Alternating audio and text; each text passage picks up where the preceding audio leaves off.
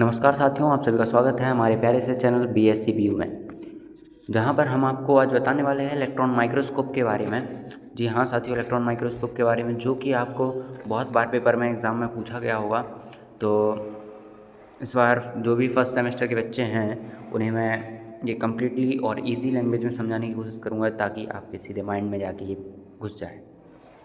तो शुरू करते हैं बिना किसी देरी के। तब तक अगर जो नए हैं हमारे चैनल पर वो चैनल को सब्सक्राइब कर लें और वीडियो को लाइक करना ना भूलें।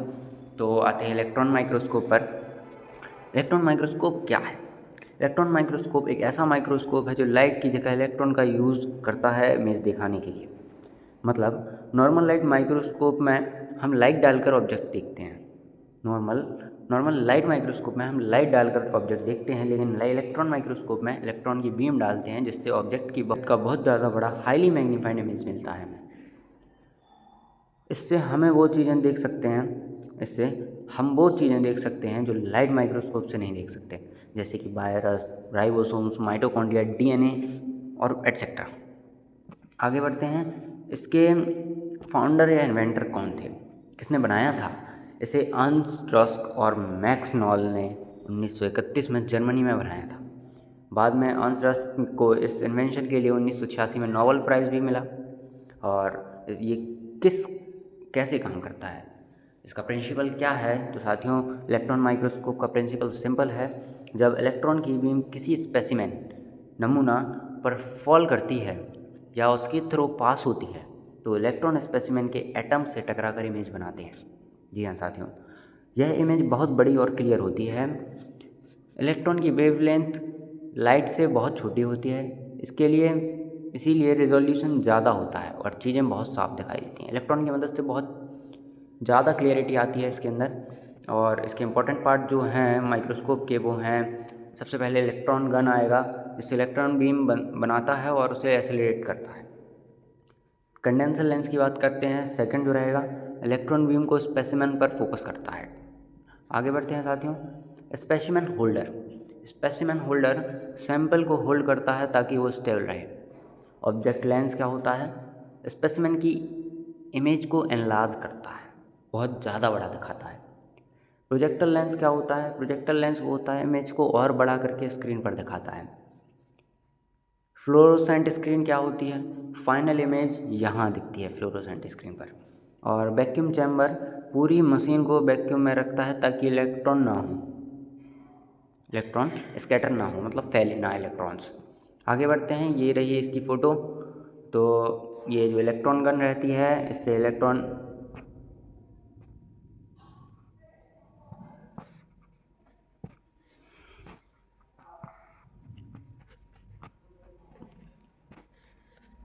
गन की मदद से इससे इलेक्ट्रॉन थ्रो करती है। देन इलेक्ट्रॉन बीम, ये एनोड होता है, ये मैग्नेटिक लेंसेज होते हैं, स्पेसिमेन यहाँ पर रखा जाता है, स्टेज और सेकेंडरी इलेक्ट्रॉन डिटेक्टर। आगे बढ़ते हैं, types of electron microscope. Electron microscope के कितने टाइप होते हैं? मेजरली इलेक्ट्रॉन माइक्रोस्कोप के 2 टाइप होते हैं। एक होता है TEM ट्रांसमिशन इलेक्ट्रॉन माइक्रोस्कोप। इसमें इलेक्ट्रॉन स्पेसिमेन के अंदर से गुजरते हैं। यह ऑब्जेक्ट के अंदरूनी भाग, इंटरनल स्ट्रक्चर को दिखाता है। Example, cell organelles, mitochondria, nucleus, ribosomes आदि आदि।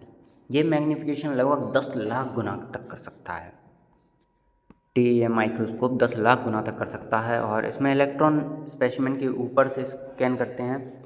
यह ऑब्जेक्ट की सरफेस स्ट्रक्चर को दिखाता है। SEM से 3D इमेज मिलती है, इससे 2D इमेज मिलती है और इसमें लगभग 2 लाख तक और 20 लाख तक होता है मैग्नीफिकेशन। और अब इन दोनों के डायग्राम ये आपको पढ़ लेने हैं, मतलब बहुत 2-3 बार प्रैक्टिस करेंगे तो याद हो जाएंगे, कुछ ज़्यादा कठिन नहीं है। कुछ चीज़ें तो इनमें सेम है, लाइक इलेक्ट्रॉन गन, एनोड और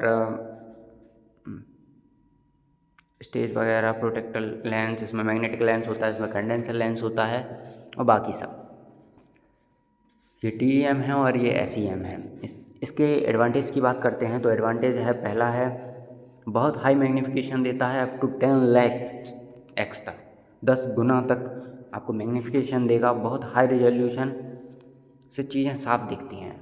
और इंटरनल TEM और 3D सरफेस SEM दोनों तरह की इमेज मिलती है।